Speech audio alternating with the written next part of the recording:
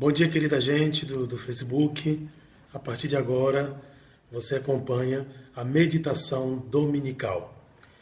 Vamos ao Evangelho de hoje. O Evangelho, então, é de Lucas, se você quiser nos acompanhar. O Evangelho é de Lucas 16, de 19 a 31. Repetindo, Lucas 16, de 19 a 31. Do Evangelho segundo São Lucas. Naquele tempo, Jesus disse aos fariseus: havia um homem rico que se vestia com roupas finas e elegantes e fazia festas esplêndidas todos os dias. Um pobre chamado Lázaro, cheio de feridas, estava no chão à porta do rico. Ele queria matar a fome com as sobras que caíam da mesa do rico. E além disso, vinham os cachorros lamber suas feridas. Quando o pobre morreu, os anjos levaram-no para junto de Abraão. Morreu também o rico e foi enterrado. Na região dos mortos, no meio dos tormentos, o rico levantou os olhos e viu de longe Abraão com Lázaro ao seu lado. Então gritou: Pai Abraão, tem piedade de mim. Manda Lázaro molhar a ponta do dedo para me refrescar a língua, porque sofro muito nessas chamas. Mas Abraão respondeu: Filho, lembra-te que tu recebeste teus bens durante a vida e Lázaro, por sua vez, os males. Agora, porém, ele encontra aqui consolo e tu és atormentado. E além disso, há um grande abismo entre nós. Por mais que alguém desejasse, não poderia passar daqui para junto de vós. E nem os daí poderiam atravessar até nós. O rico insistiu: Pai, eu te suplico, manda Lázaro à casa do meu pai, porque eu tenho 5 irmãos. Manda preveni-los, para que não venham também eles para este lugar de tormento. Mas Abraão respondeu: Eles têm Moisés e os profetas, que os escutem. O rico insistiu: Não, pai Abraão, mas se um dos mortos for até eles, certamente vão se converter. Mas Abraão lhe disse: Se não escutam a Moisés nem os profetas, eles não acreditarão, mesmo que alguém ressuscite dos mortos. Palavra da salvação. Glória a vós, Senhor. Queridos amigos, queridas amigas, nós acabamos de ouvir o Evangelho de Lucas 16, de 19 a 31. Esse Evangelho, ele é muito conhecido, mas não é por isso que a gente vai se desculpar e não refleti-lo bem, não refleti-lo de novo. É isso que nós estamos fazendo.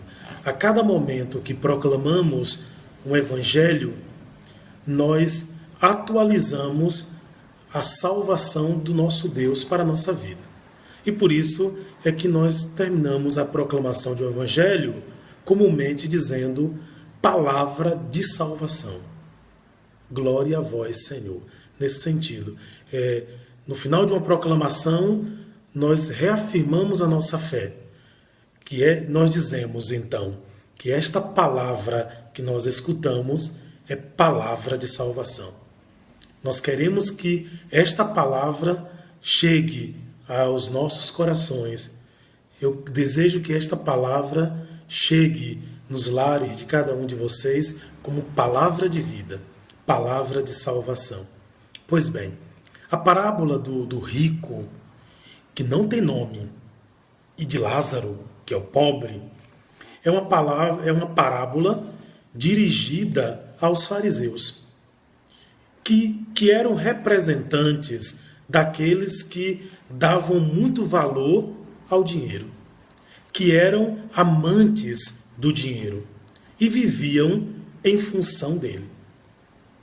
Claro que hoje, diante dessa contextualização, tem muitos fariseus. De um modo ou de outro, em algum momento, a gente acaba assumindo essa postura farisaica. Muitas vezes nós amamos demasiadamente o dinheiro e vivemos em função dele. Portanto, neste momento, nós também nos tornamos fariseus. Olhando para esse evangelho, para esse texto, nós podemos já nos perguntar qual é o pecado do homem rico? Qual é o mesmo pecado? O pecado do homem rico consiste unicamente em viver para si. Vamos dizer assim, o homem rico viveu unicamente para si. Qual é o Deus do homem rico? Não é o Deus de Abraão, de Isaac, de Jacó. Não é o Deus de Abraão que acolheu em seus braços o pobre Lázaro. Não é o Deus de Abraão. Mas é o Deus dinheiro. É o Deus egoísmo. Esse é o grande pecado do homem rico. É viver para si. Viver egoisticamente. E o pobre que tem nome, Lázaro, ele representa quem? Ele representa todos aqueles que só têm a Deus. Todos aqueles que são esquecidos por nós mesmos, esquecidos pelo sistema como um todo. Lázaro representa todos aqueles que só têm a Deus. Todos aqueles que não foram esquecidos por Deus. Esses são os Lázaros. E uma outra coisa que é importante a gente não perder de vista, eu não quero perder a força do significado do nome, é Lázaro. Quer dizer, temos já repetido aqui, Lázaro tem nome, claro, é Lázaro. O melhor dizendo, o pobre tem nome, o rico não. Isso quer dizer o que para a gente? Primeiro dizer para vocês que o nome Lázaro é uma abreviação de Eliázaro. Eliázaro. Repito, o nome Lázaro é uma abreviação do nome Eliázaro, que quer dizer Deus ajuda. Nós podemos até traduzir, Deus me ajuda. Deus nos ajuda. E a partir daí, nós já vamos percebendo que a parábola, ela de fato assume uma função pedagógica e ao mesmo tempo teológica. O nome de Lázaro tem um significado teológico. E é bonito perceber isso porque nas Sagradas Escrituras os nomes têm uma conotação teológica. Por exemplo, Pedro não se chamava Pedro, ele se chamava Simão. Depois da conversão, Jesus Cristo diz, olha, tu se tornarás Pedro, porque tu és pedra, e sobre esta pedra edificarei a minha igreja. E assim vai. Muitos outros nomes na Bíblia têm o seu significado. Isso nos permite concluir que os nomes na Bíblia não tem apenas não tem um significado, diria mais de acordo com a época, ou alguma coisa que ligue a um fato histórico. Não, o nome ele tem um significado teológico.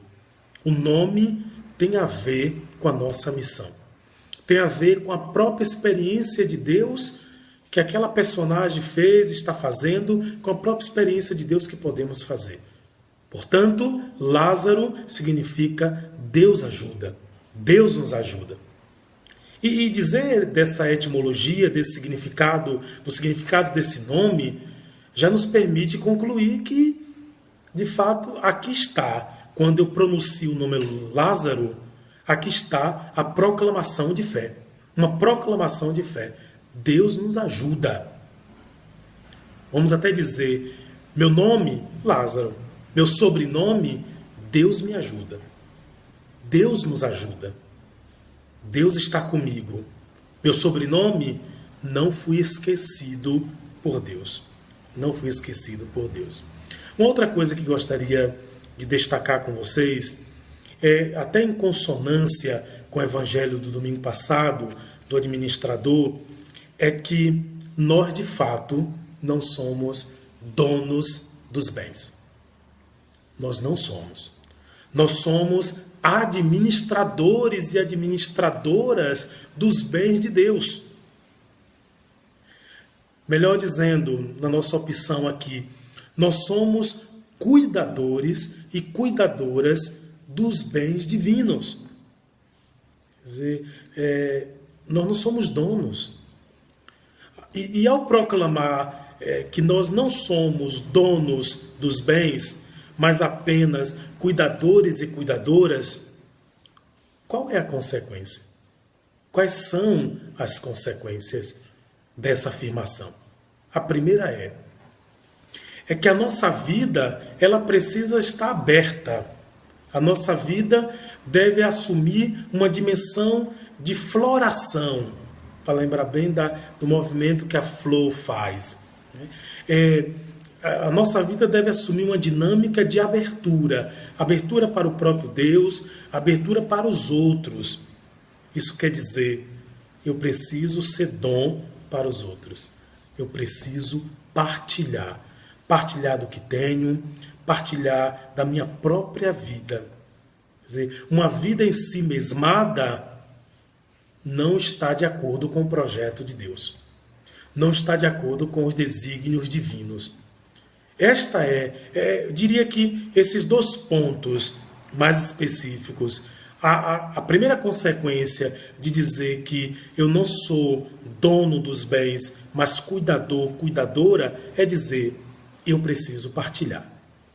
E a outra consequência, também bem imediata, é o reconhecimento de que eu preciso de fato, ou melhor, o reconhecimento de que eu preciso usar os bens de acordo com os desígnios divinos. Eu não posso usar os bens simplesmente para mim. Eu tenho que usar os bens de acordo com o projeto divino. Deus tem um projeto. Que projeto é? A construção do seu reino. De acordo com o uso que eu faço dos bens, de acordo com o uso que eu faço do dinheiro, eu posso servir ao reino de Deus ou posso servir ao anti-reino. Isso aqui é sério. Quer dizer, de acordo com o uso que eu faço dos bens, do dinheiro, eu posso estar pendendo mais para o reino de Deus ou pendendo para o anti-reino.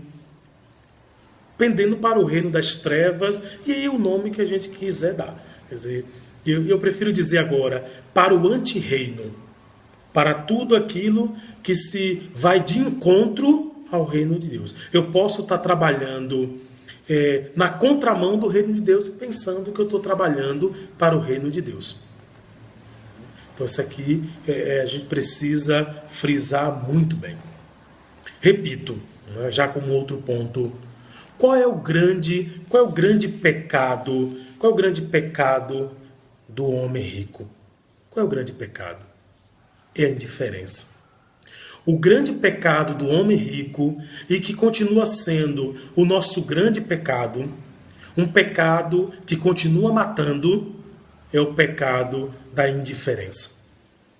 Infelizmente, nós somos indiferentes ao sofrimento dos outros. Infelizmente. E quando eu falo nós, eu estou me incluindo. Eu estou incluindo a igreja. Eu estou incluindo os seguidores e seguidoras de Jesus. Nós somos paradoxais. Nós somos muitas vezes, repetidas vezes, contraditórios.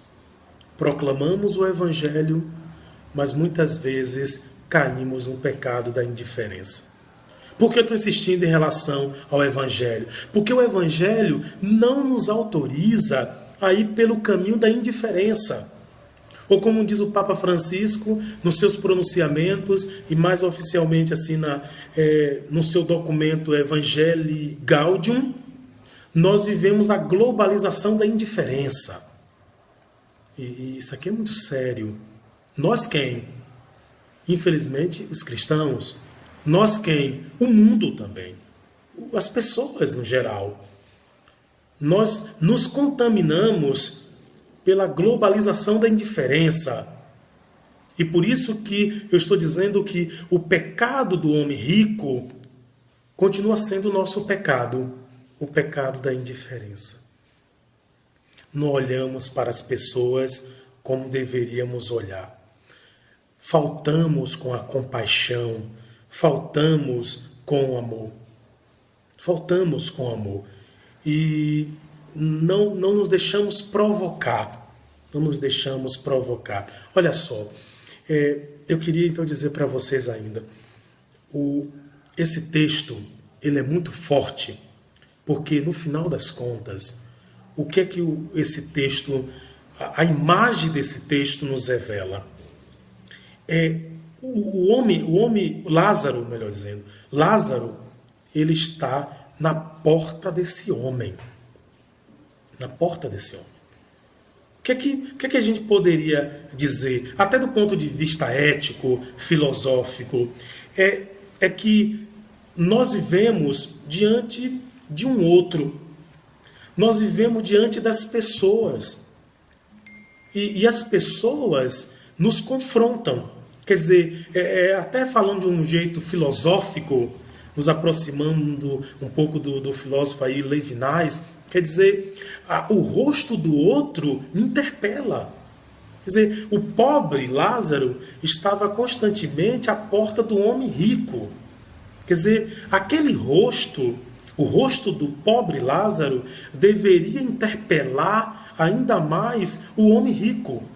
Mas o Evangelho então nos diz que o grande pecado do homem rico é que esse rosto não o interpelou. Ele foi indiferente à interpelação do outro. Nesses dias, caminhando pelas ruas de Belo Horizonte, eu via muitas pessoas caídas ao meu redor, até me aproximando da rodoviária de Belo Horizonte. E eu falava, meu Deus, o que é que eu posso fazer? E ao mesmo tempo você fica com aquela coisa assim, eles não vão me falar nada. Então, se eles não me disserem nada, eu vou seguir adiante. Mas um deles me interpelou, disse, me dá alguma coisa. E diante da interpelação dele, eu dei. Não é? Eu dei. E aí foi quando eu pensei, muitas vezes a questão está aqui. Você pode ver muitos caídos à sua volta.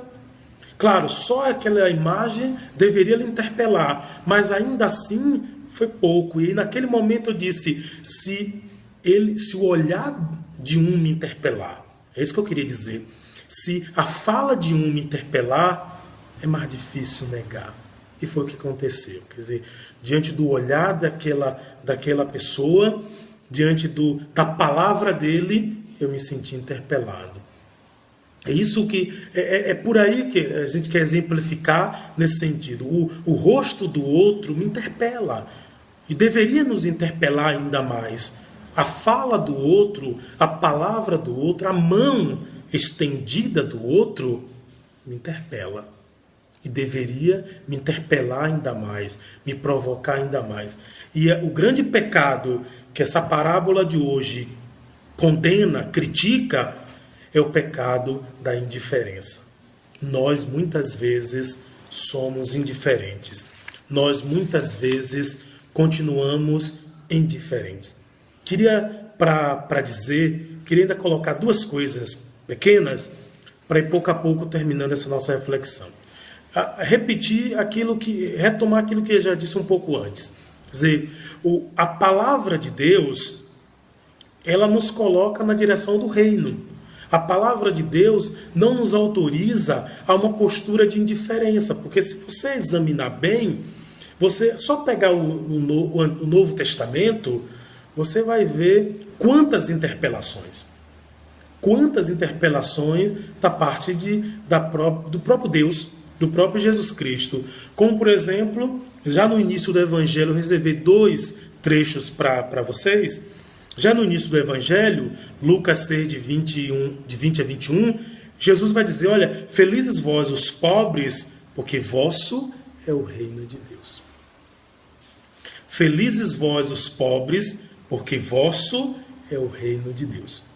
Olha a interpelação e olha o significado teológico, espiritual que Jesus Cristo dá para essa dimensão da pobreza. Olha, vocês que são os esquecidos, vocês herdarão o reino de Deus. Aqui não vamos entrar na questão pobre espiritual, não. Vocês, os largados, os deserdados desse mundo, os explorados, os esquecidos, é de vocês o reino dos céus, o reino de Deus. E depois, a interpelação forte de Jesus. Todas as vezes que fizestes isto a um destes meus irmãos pequeninos, foi a mim mesmo que o fizestes. Quer dizer, olha o significado teológico para o que eu falei um pouco antes, para a interpelação do outro. Quer dizer, o outro, por ele mesmo, me interpela. Quer dizer, o outro por si mesmo me interpela, o rosto do outro. E a coisa ainda só piora, vamos dizer assim, e nesse sentido aqui, para a nossa reflexão, a coisa só melhora, diria teologicamente, porque o próprio Jesus vai dizer aqui em Mateus 25, todas as vezes que deu isto, visitou, deu ao doente que precisava, sabe, deu uma palavra a um doente que precisava, todo aquele juízo que nós já conhecemos, aquele texto do juízo escatológico, e no final ele vai dizer, todas as vezes que fizestes isto a um destes meus irmãos pequeninos, foi a mim mesmo que o fizestes. Ele conclui desse jeito. Repito, se só o rosto do irmão me interpelava, essa provocação aqui de Jesus e essa sua fala deve nos interpelar ainda mais. Quer dizer, o rosto que está diante de mim não é só o rosto do irmão, é o rosto do próprio Cristo. Se esse rosto não me interpelou, é o rosto de Cristo que não me interpelou. Então, é ainda mais forte para todos nós essa compreensão aqui. Vamos guardar também esse sentido. A gente tem repetido que o nome Lázaro significa Deus nos ajuda. Repito ainda, é curioso, mas nós já entendemos um pouco teologicamente, que o rico não tenha nome nessa parábola, mas o pobre sim. E no final das contas, que sentido a gente pode extrair dessa ideia? Nós podemos dizer, se o pobre ele tem nome, se o pobre ele é nomeado nesse texto bíblico, seu nome é Lázaro, isso pode nos ajudar a compreender que a nossa verdadeira identidade ela é constituída na nossa relação com Deus. A mais alta relação que o ser humano é chamado a travar. A mais alta relação, a relação com Deus. Então, se o pobre aqui tem nome, significa então para todos nós, entre outras coisas que poderíamos dizer, mas estou dizendo isso para vocês, que podemos compreender. Podemos então dizer, se o pobre aqui tem nome e o rico não, nós podemos falar, a riqueza nos descaracteriza. A riqueza pode nos afastar da nossa verdadeira identidade. Agora, a verdadeira relação com Deus, essa eleição de Deus para Lázaro, significa dizer, somente em Deus eu encontro a minha verdadeira identidade. Somente em Deus. A riqueza pode brilhar muito, mas ela não fornece, não me oferece a verdadeira identidade que eu preciso. Então, eu queria dizer ainda que essa particularidade do Evangelho nos ajuda a retirar uma compreensão antropológica muito preciosa, isto é, uma compreensão do ser humano à luz da fé cristã, à luz da própria palavra, uma compreensão muito cara. Que compreensão é? Cada ser humano é visto como único diante de Deus. Cada ser humano, Lázaro, Júlio, né, e tantos outros homens, cada ser humano, cada pessoa é vista na sua unicidade diante de Deus. Então, assim, dessa particularidade, nós podemos retirar também uma pérola antropológica do ponto de vista cristão, bíblico, teológico. Quer dizer, cada ser humano é visto como único diante de Deus. Queridos irmãos e irmãs, que esse evangelho nos provoque, que esse evangelho nos ajude para a nossa reflexão, nos ajude na nossa reflexão, nos ajude a nos perguntarmos também, como é que eu estou diante disso? O rosto do outro me interpela? O rosto do outro me inquieta? O rosto do outro me provoca? É por isso que Dom Pedro Casaldáliga, em uma das suas poesias, ele vai dizer que a paz de Jesus Cristo não é a paz dos cemitérios, que é tudo tranquilo nos cemitérios. Não. A paz de Jesus Cristo é a paz que inquieta. É a paz inquieta. É a paz que nos incomoda, que nos provoca. Essa é a verdadeira paz. Paz como tranquilidade total de espírito e que a gente... Mas como eu estou em paz agora, tranquilo, tranquilo. De repente, eu até durmo no sofá. De tanta paz. Agora, cuidado, não chame isso de... chame isso de descanso merecido. Mas não chame isso de paz cristã. Porque a paz cristã nos coloca na estrada. Ou como diz esse grande místico, poeta, Dom Pedro Casaldáliga, a paz de Jesus Cristo é a paz não dos cemitérios, mas é uma paz inquieta.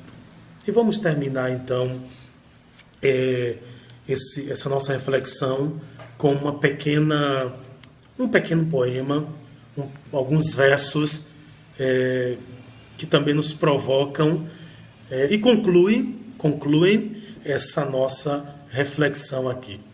Guardemos esse texto, que se chama Lázaro. Lázaro. Você não pergunta minha graça, porque pensa que graça não tem. Mesmo na atitude, melhor dizendo, vamos repetir para ficar melhor a nossa declamação aqui. Você não pergunta minha graça, porque pensa que graça eu não tenho. Mesmo na atual desgraça, na graça me mantenho. Meu nome, Lázaro, sussurrei. Sobrenome, Deus me ajuda, gritei. Falou Deus, foi isso que escutei. Meu único bem, foi isso que falei. Ele quer um reino diferente. Sofre com a dor da gente. Sofre por você quando indiferente.